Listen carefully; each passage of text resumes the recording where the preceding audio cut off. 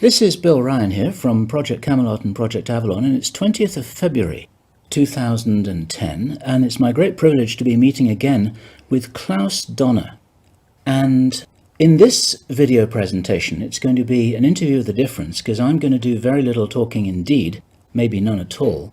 And Klaus is going to be doing an audio commentary on one of his extremely special, unusual, and fascinating slideshows about the artifacts and the various phenomena that he has been researching, discovering, investigating personally all over the world, relating to what I think you could legitimately call the hidden history of the human race. Would you say that that's a good summary, Klaus? That's a very good summary, yes.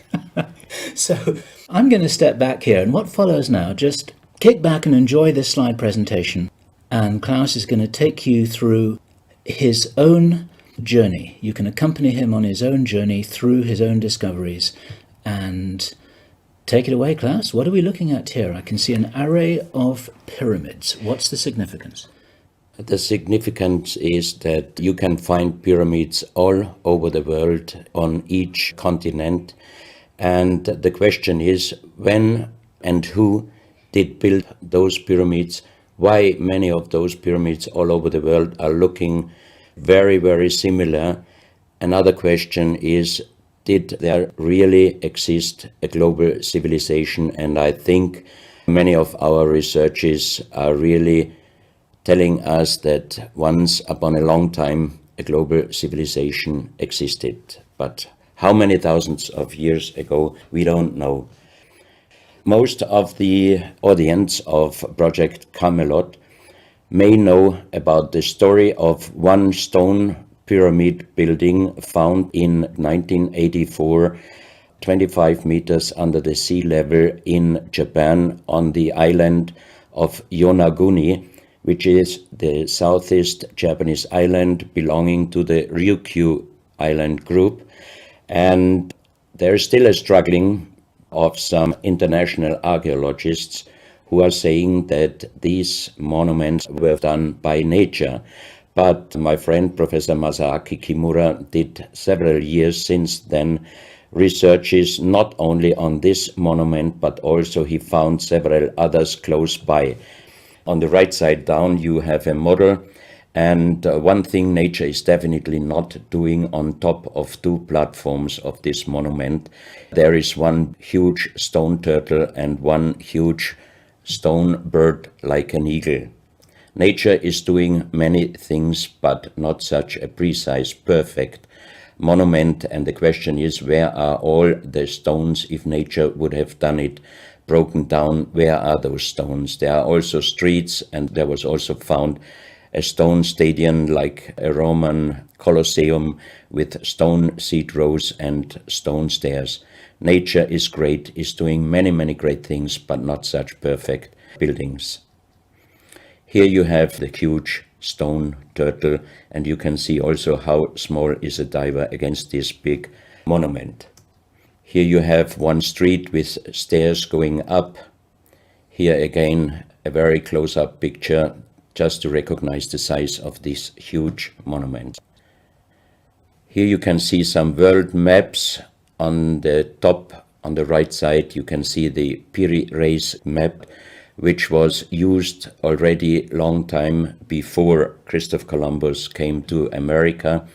And you can see how perfect this map was already in the beginning of the 16th century, showing part of Europe, of Spain, Portugal, part of Western Africa, and also part of South America. We do not know until now who was able to make such a perfect map already centuries ago.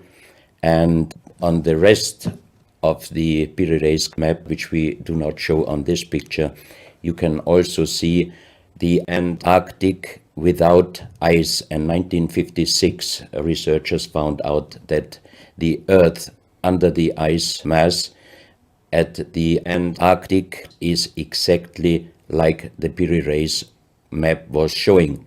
So this Piri Reis map should be at least older than 10 to 12,000 years. But the next question would be, who was able to make such a wonderful world map? On the left side, on top, you see Atlantis, done by Athanasius Waldseemüller, and the map is the other way round. He did it the other way round, and you can see the continent between Europe, Africa, and also America. And you can see on the left side down different sides of a huge stone world map. This stone world map was found in 1984 while gold digging in Ecuador in an underground tunnel system with other 350 artifacts which do not really fit any known and existing South American pre-Columbian culture. On this stone map is a natural quartz line, a white one, and this is the front side of the world stone map, and you can see approximately in the Near East, close to Saudi Arabia, you can see an inlay as an eye. And from this eye to the right and to the left is a natural quartz line going on the right side over India, Thailand, and also there's a long island on the right side, which Professor Kimura's research gave him the statement that from the northeast Japanese island until far down after Taiwan, once there existed a huge continent. But then this world map must be older than at least 10 to 12,000 years. And here is the back side, and you can see on the right side coming the quartz line passing in the Atlantic, a continent, Atlantis, which in our days does not exist anymore. Then the white line is crossing part of South America, and here you have a close-up, and you can exactly see the Bay of Guayaquil, an inlay going up to north, and a round inlay showing exactly the place where there were found those artifacts, and there is also the best quality water worldwide existing. One other very interesting artifact found on the same place in Ecuador is the so-called pyramid with the eye. The eye is an inlay. The stone is gray and white, and you have 13 steps, and it looks exactly like the pyramid with a shining eye on the $1. If you put this pyramid under black light, the eye is shining very strongly, and it looks really like an eye, but not real like a human eye. Here you have a close-up of the eye and you can see the colors of the inlay. On the bottom of this pyramid, you have the inlay in little gold plates showing the Orion star constellation, and you have unknown writing. The translation of Professor Kurt Schildmann, who was the president of the German Linguistic Association, and he was perfect in more than 40 languages. He was able to translate this writing. He called it pre-Sanskrit because it is older than the oldest writing. And the translation of these 4 letters you can see here, his translation is "the Son of the Creator comes." As we found the same writing on stones in certain countries like Ecuador, Colombia, Illinois, United States, Clausel, France, Malta in the Mediterranean, Turkmenistan, Australia, and in southern Calabria, Italy, just a few years ago. Always there are stones and ceramics, terracotta, with the same writing. That means this writing existed once worldwide, and that means there must have been a global civilization older than Sanskrit, older than 6,000 years. And Professor Schildmann also told me that this writing has a little similarity to the Indus writing and also to the Easter Island writing. And as he said, this is older than Sanskrit. He called this writing pre-Sanskrit. On this stone, you can see on the top the 2 eyes, and then you see the right hand holding the pyramid and putting the left hand on top of the pyramid. That means showing how to use this pyramid with the eye. On this stone you can see an encarving, sitting a man on a stone holding the pyramid exactly as it was shown on the artifact before. From his eyes are going rays out, and on the right side you see 2 bowed persons. On his head he has something like a small helmet, and from this helmet goes up like an antenna to a strange object over him. And here you have the photo of the discovered helmet. We could not yet make a metal research or checking what kind of metal was used, but you can see in the center of the helmet that something is missing, and that might have been this kind of antenna which was shown on the artifact before.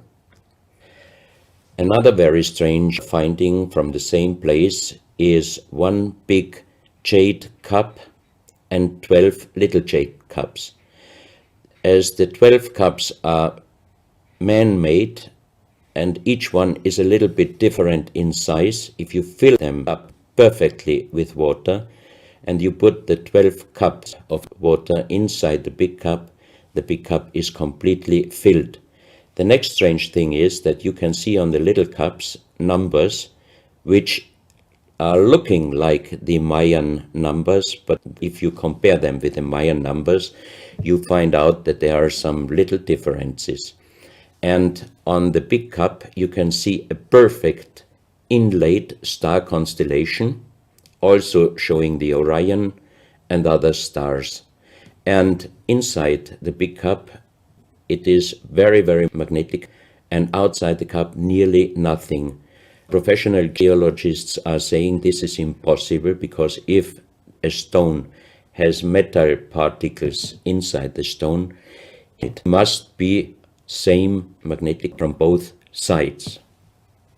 Here you have a close-up of the big cup, and you can see a perfect inlay of star constellations, and they are shining very brightly if you put black light on it. Here you have some small cups that you can figure out more clearly the style of the numbers inlaid in a strange material also shining under black light. That's another piece, a jade plate with the same star constellation inlay like on the big cup, and two persons facing the sky, and on the next picture you can see that also the eyes of these two statues and the star constellation is shining very strongly under black light. This was once a hard-formed brown stone, changing the color in the center of the stone into black, which usually in nature does not happen. And you can see, if you look very close, you can see a face with closed eyes, with a mouth, the nose, a long beard and long hair. On the left side, the face and also the stone is broken. This is the reverse side of this stone.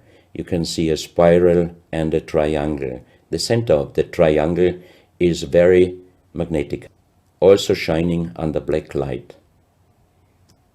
Here we have the backside of a cobra. The cobra never existed in South America, but this one was found at the same place. On this side of the cobra head, you have 33 lines, inlines. So 33 is also a very mystical number since long time. And on the left side and right side, you have 7 points inlaid, and maybe these are the chakras. Also, this cobra head is shining brightly if you put black light on it. Another object here, you have a perfect worked dolphin head, and also this artifact is shining under black light. Here you have a kind of stone helmet. You can put this granite stone helmet on your shoulders, or you can lay your head inside it, and the inlay points which you see on this helmet, some experts told me that these points are exactly the acupuncture points on the human head.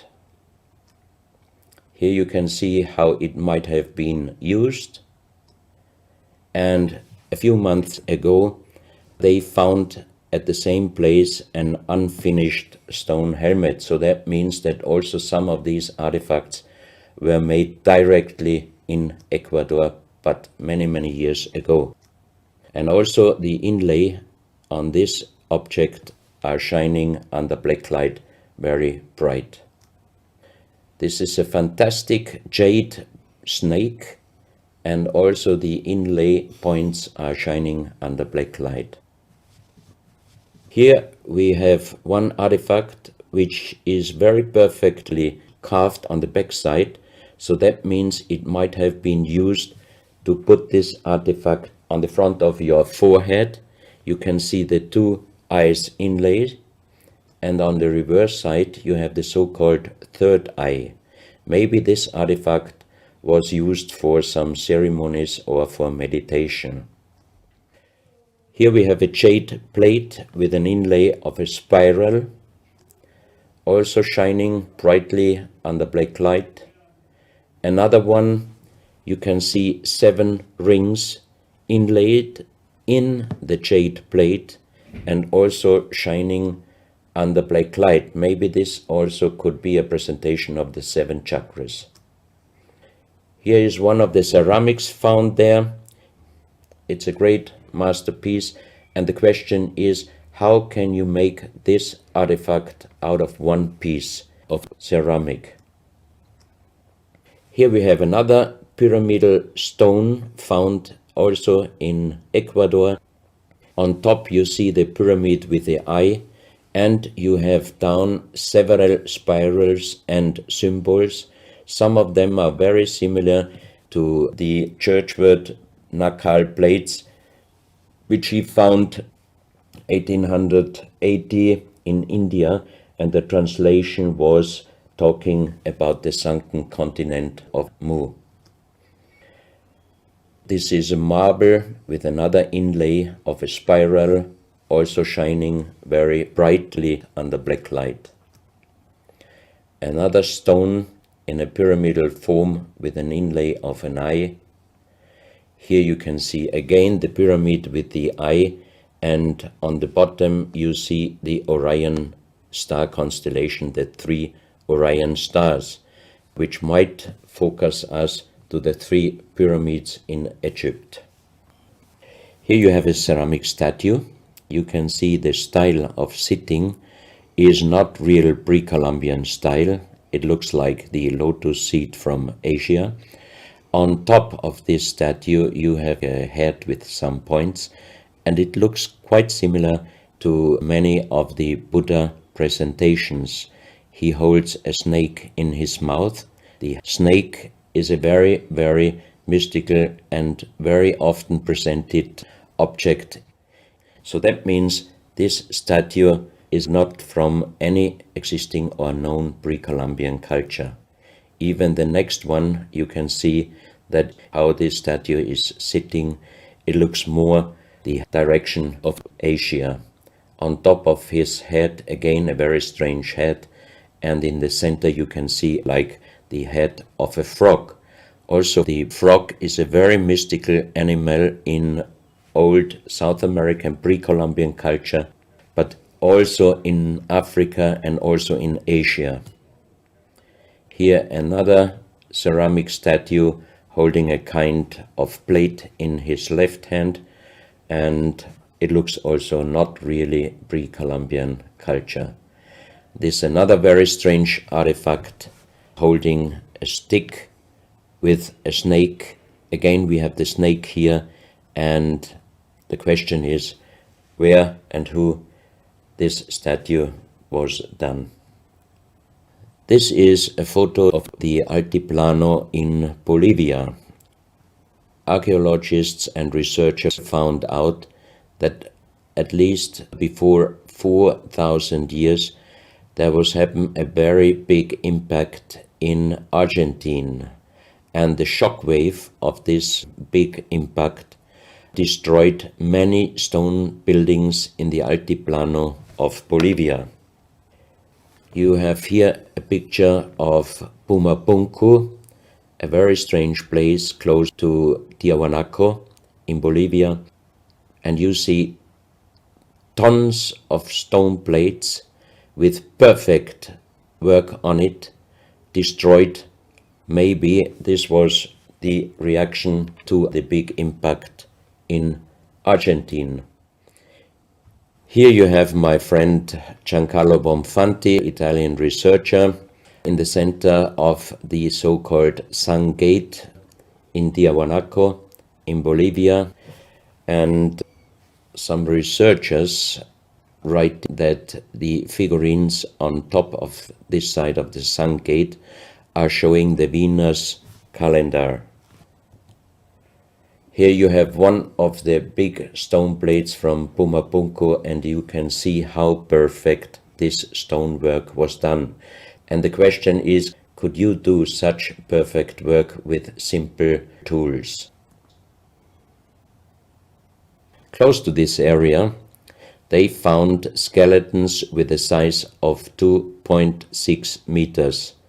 And the picture on the top shows you the skull of one of these skeletons, and it looks like it is deformed, but definitely these skulls are not deformed. They are natural style, like an egg.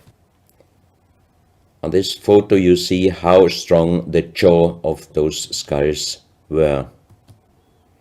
This is a front view, and the most interesting photo is this one, because you can see that the top of the skull does not have the 3 plates which we have as Homo sapiens, and that shows us that these skeletons are not Homo sapiens. What we might be able is doing a DNA check and an age dating on these skeletons, because we are very much wondering what kind of humans did exist long time ago and how long ago. On the next pictures I show you some artifacts found close by the real giants, and when I first time got this mask in my hands I tried to look through the 2 eyes. At that time I didn't know that they were belonging to 2.6 meter skeletons, And I was just wondering, why did they make masks where you can only look out from one eye? But after knowing that those people were over 2.5 meters, I could imagine that their skull was, of course, bigger than our skull, and that's why these masks were, for us, oversized. That's another mask from Bolivia, another one with very wonderful encarving, many spirals and many symbols, which we also found in many other cultures. This is a very heavy stone figurine, and again here you can see on the top the head of a snake going down on his backside. This is the reverse side. You can see again the snake. So that means the snake must have been a very, very important animal in the past of our history. Here you can see a stone flute. The strange thing is that the vibration of the sound of these stone flutes is exactly the same as our brain waves. So that means maybe those flutes were used for meditation or for healing purposes. And each two holes are connected perfectly with each other. That means you can make perfect holes into this very, very hard stone, but how you connect with simple tools the two holes on the bottom, this would be, even in our days, a very difficult work to do.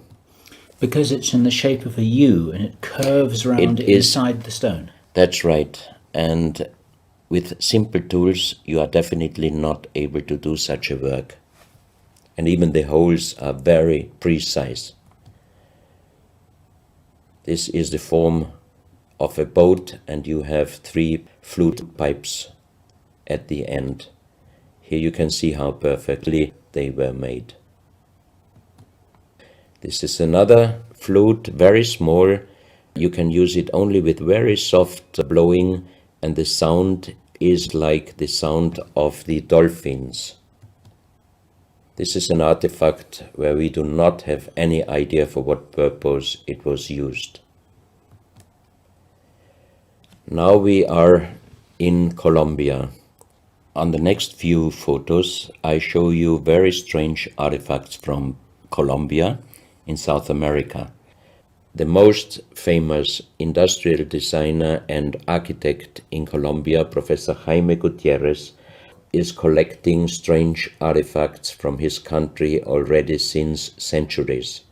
His most important piece is the so-called genetic disc.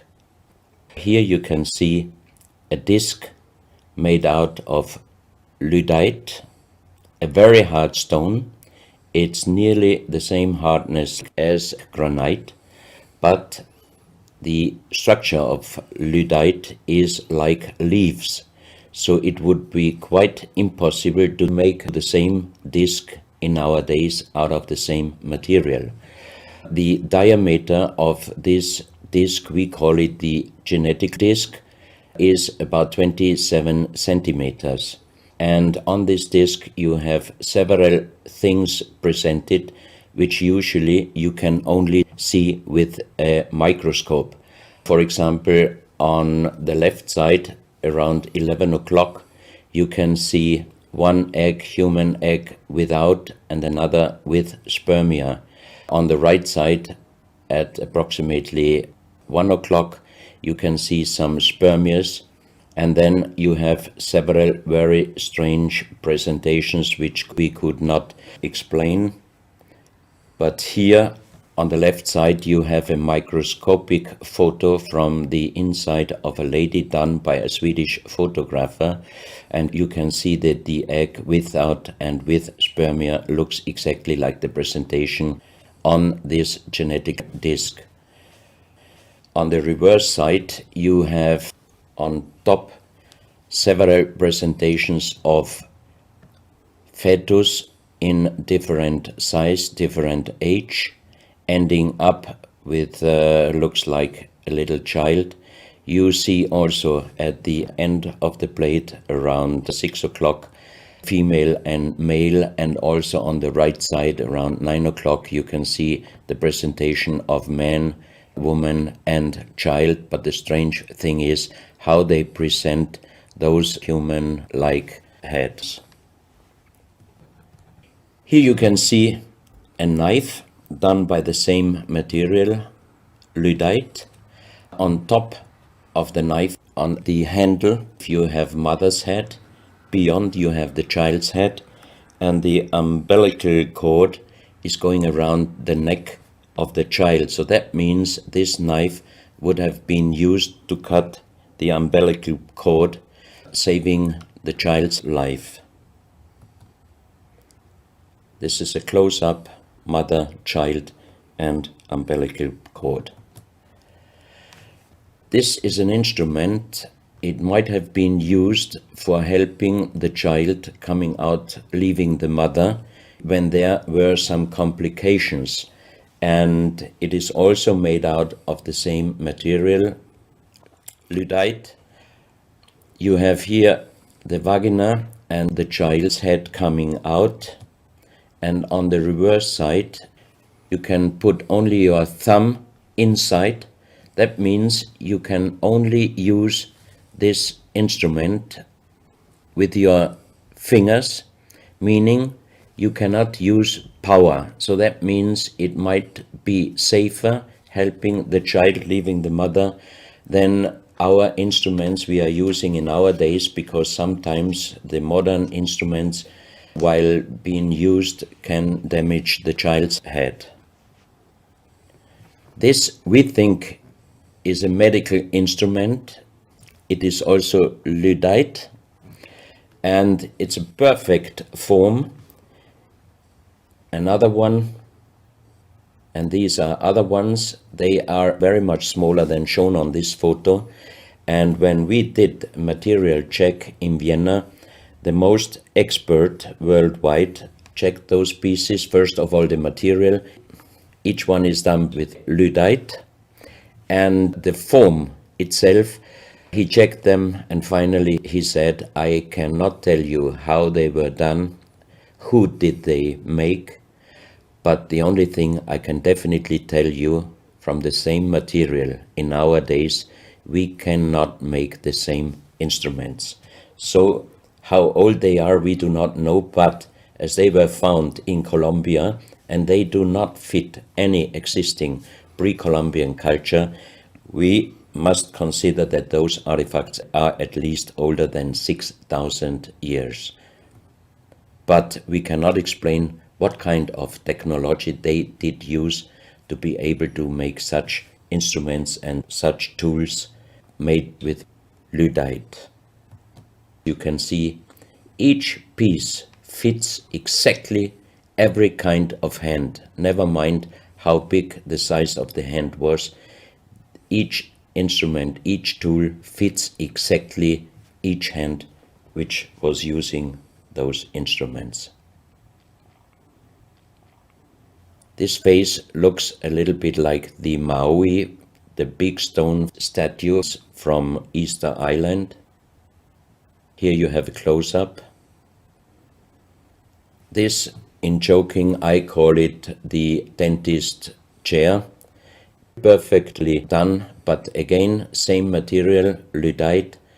And the strange question is, why, if they could make such perfect figurines out of this very difficult material, why did they show the human face always with big round eyes and a little nose and a big mouth? There is no real explanation possible. This is again one piece from Colombia, lyddite. On the front side you see the mother holding the baby, and on the back side you see the man with armors, most probably for hunting. This stone figurine was found in Colombia. It looks exactly like the Maui statues from Easter Island, but it is only about 30 centimeters in size. This is another masterpiece of stonework. You have on both sides presented one bird. But if you look at the front side, you can see that the two birds presenting a face, and on the left side between the bird's head and the wings, you see again this unknown writing which we found on stones from all over the world.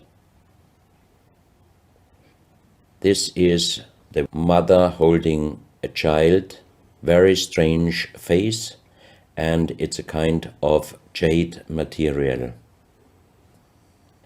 This is another stone from Colombia showing an armadillo. On top of the armadillo you can see a strange face with long ear and two horns on top. On this artifact you can see a smiling face on top. You have two triangles on this side, and on the other side, on the right side, you have a face.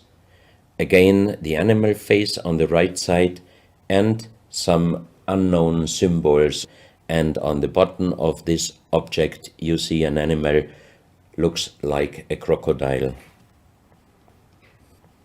Now we are moving to Guinea, West Africa, very close to the border with Mali. They found on a huge granite mountain the half portrait of a lady done in granite stone, and the size of this statue from top of the head until the middle of the torso is exactly 150 meters. So this is a real big question. Who might have been able to do such a huge granite half portrait in a mountain at least 10 to 12,000 years ago?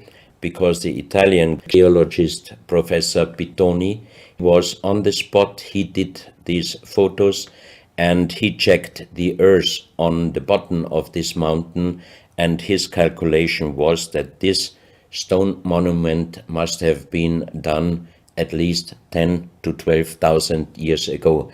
But then we have the real big question: who could have been able to do such a big stone monument? Even in our days it would be impossible, or at least it would cost so much money that it would never be able to do.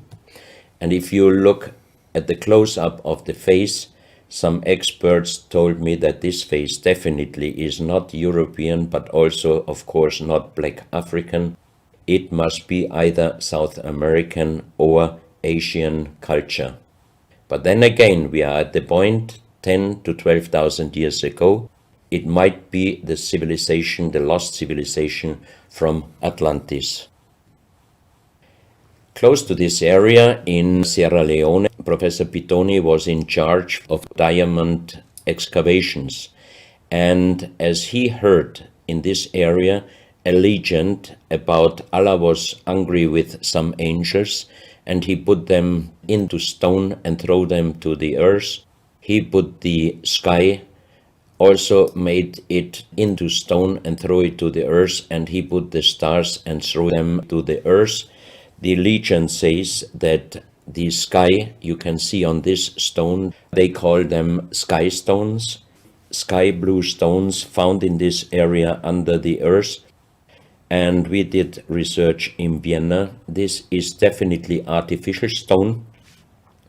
It's not a natural stone, and all the material could be found, but the only thing they could not inform us is what kind of color did they use to get this real sky blue color.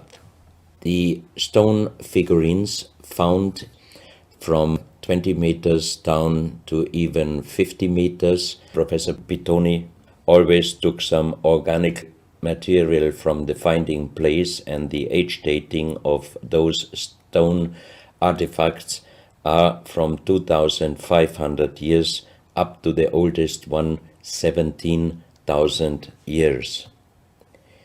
Here you have a granite stone, so-called nomoli, stone nomoli, with very nice encarving.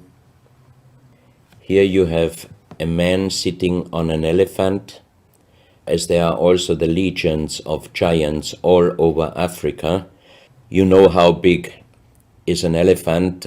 It's a wonderful stonework. It's very hard and very heavy. There are also some artifacts showing half human or human with the head of a reptile, holding a kind of pot in their hand, and they could put something inside this pot, and also on top of several nomolis there is a hole for putting something inside, and most probably they were used for ceremonies. Here you have a kind of animal. It looks like a dinosaur, and when Professor Pittoni found this statue, it was making a strange noise. So he opened the statue, and they found inside the small black ball you can see on the bottom of the statue, and this was iron material. When we did the research on this artifact, and especially on this metal ball, next morning the professor called me and told me that somebody must have done a bad joke to me. I asked why, because the result of the research was this metal material is chrome steel, and chrome steel was found first time at the beginning of the 20th century in Austria. That means it was impossible inside a statue with the age of approximately 17,000 years. But when I called immediately Professor Pittoni, he was laughing and he said, "I'm a geologist. If a statue is making a strange sound, I do not open it just right away, but I did several X-rays, and you can see here on the right picture one of the X-ray photos, and you see that inside the closed statue already the round ball, the chrome steel ball, was existing. On this X-ray photo you can see exactly, and also Professor Pittoni saw that this statue in former days already was opened but perfectly closed again, and he called a specialist who opened it exactly concerning this photo, the small stone ball which was closing the hole inside, and you can see that the metal ball was already existing. Some of you might have watched several pictures, photos on the internet of giant skeletons found in desert, in India, in China and other places. Most of those photos were competition photos to present Photoshop. Perfectly done. I also was quite impressed when I received first time one of those photos, but these photos I'm showing you now, they are definitely not coming out from a Photoshop competition.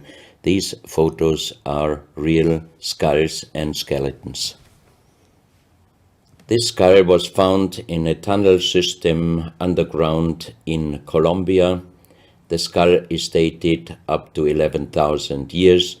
The skull is bigger than normal skull, and the front teeth of the jaw are lined up in a different way than our teeth.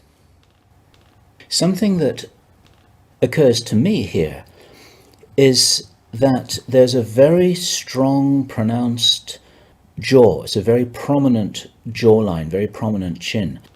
And here you see a photograph that was shown to us by a Project Camelot insider. Now, this isn't a real photograph. This is a scene from the old Arnold Schwarzenegger movie Conan the Barbarian. And what you're seeing here is a special effect on the actor James Earl Jones. The critical thing here is the shape of the jawline. Our witness, who had spent time with the Anunnaki in real time, in the present day, said that one of the things that characterizes them, besides their size, which he says was 8 or 9 feet tall, he said they're very large and they're very strong and they look larger than that, but that's around about their height, which matches exactly the 2.6 meters that Klaus has been talking about. He said it's a very prominent, strong jawline, And this is what strikes me about these skeletons, these skulls here that we're looking at right now. Didn't know. No, you need to know this. Back to class. So once again, here you have a very old photo done in a museum in La Valletta in Malta, and it shows several long skulls, and the explanation is deformed skulls, but they are very long, going to the back. This is one of several very, very strange skulls. They are presented in a small museum in Ica in Peru. Ica is located close to the famous Nazca lines, and the museum is called Museo Maria Reiche, the German lady who was researching her whole life about the Nazca lines. And in this museum you can see the most strange skulls I ever saw, all found in this area close to the Nazca lines. So the question is, what kind of humans were living there, and how did they get those skull forms?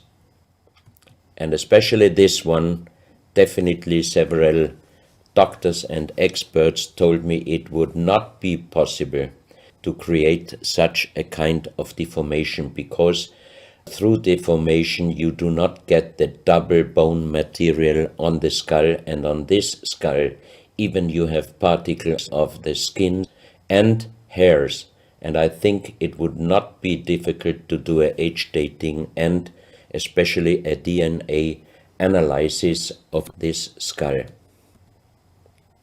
On this picture I show you some legendary skeleton forms of giants. In the year of 1964, in the south of Ecuador, in the province Loja, there broke down a part of a mountain platform, and Father Carlos Vaca, who was working as a priest in hospitals, he was called to this place and he found the broken bones of a giant. Good. Well, Klaus, I asked you if you would take us on a journey, and for the last nearly an hour, I think it is, you've taken us on a fascinating journey, not only around the world, but through time, back as long ago as 17,000 years. And it's a real reminder of how little we know about what our history really is.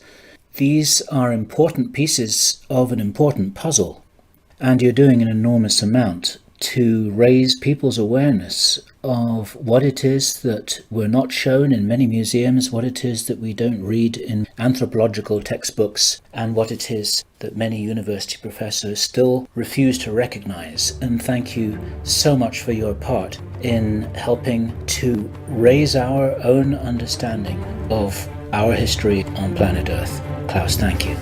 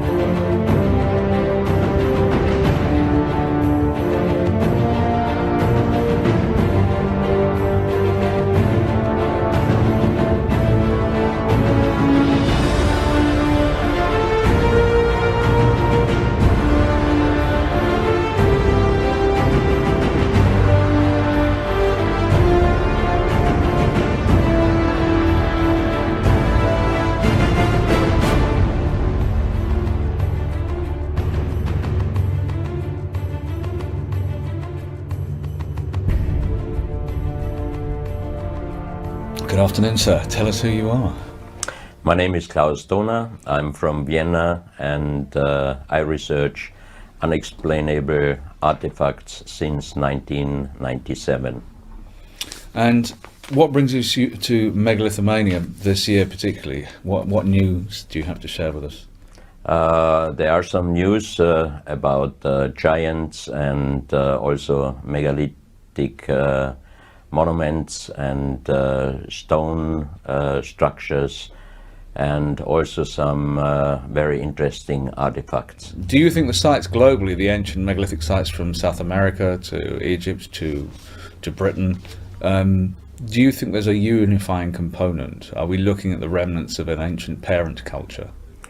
I think there is a connection between all those stone buildings, because we also found stones in many countries with the same unknown writings, like Ecuador, Colombia, United States, France, Italy, Malta, even in Australia. So that, for me, it would be the confirmation that once in the past there existed a global civilization, or at least a global communication. And for you personally, in your research, what's the most exciting discovery for you in recent times? The last most exciting discovery was, together with Michael Tellinger in South Africa, the 100,000s of very big stone circles which are producing sound and energy. Interesting. And have you been able to measure this? Michael did a lot of research on the spot, and we visited some of those circles, and he explained me all the results on the spot. Very interesting. Now, a lot of your research is anomalous archaeological artifacts, but also into giants. Tell me a little bit about that. In the year 2003, I got an invitation for a meeting with 15 elders of the big tribes in United States through Wayne Deloria. And the story of the 3 days meeting was giants and little people. Until this time, I didn't have really informations about giants and little people.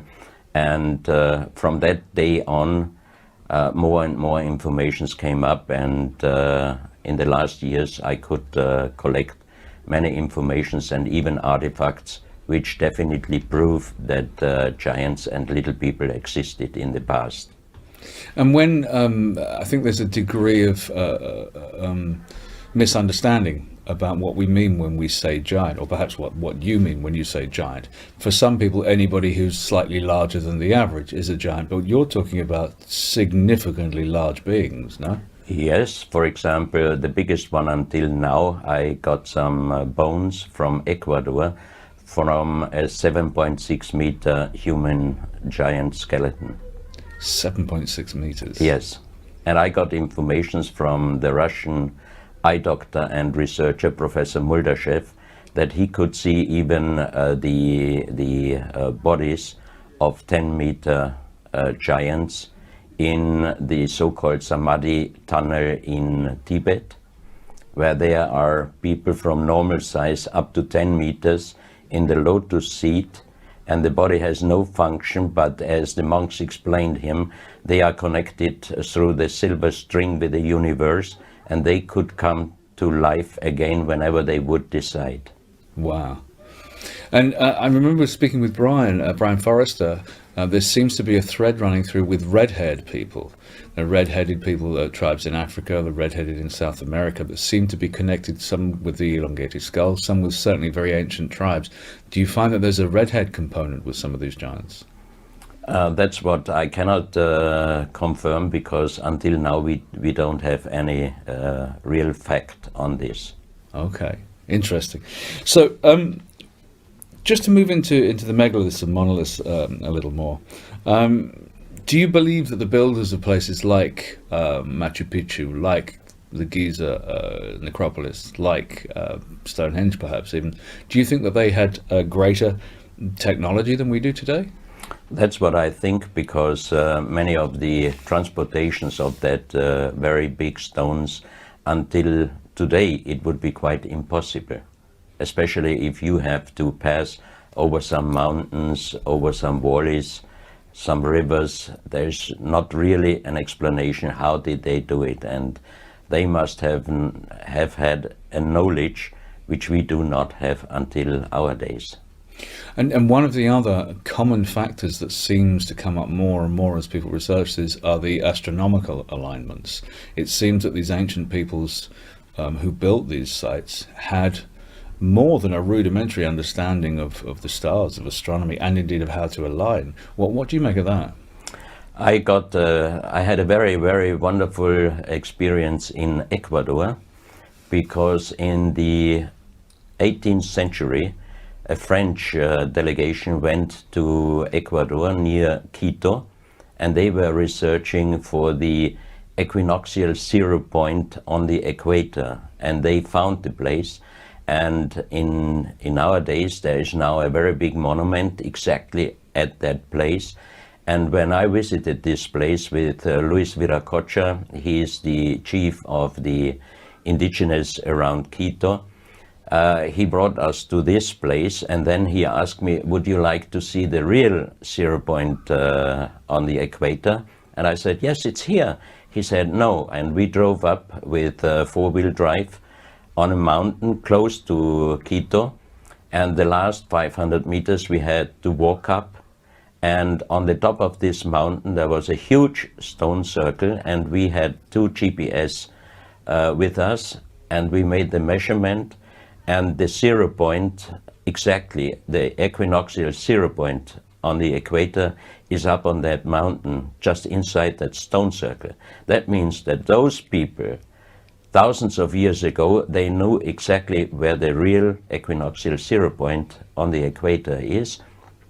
And there is a young archaeologist who is doing the research there, and he found out that exactly all the important places in South America are exactly on these equinoctial lines going out from this zero point. So that means, how could they have known that?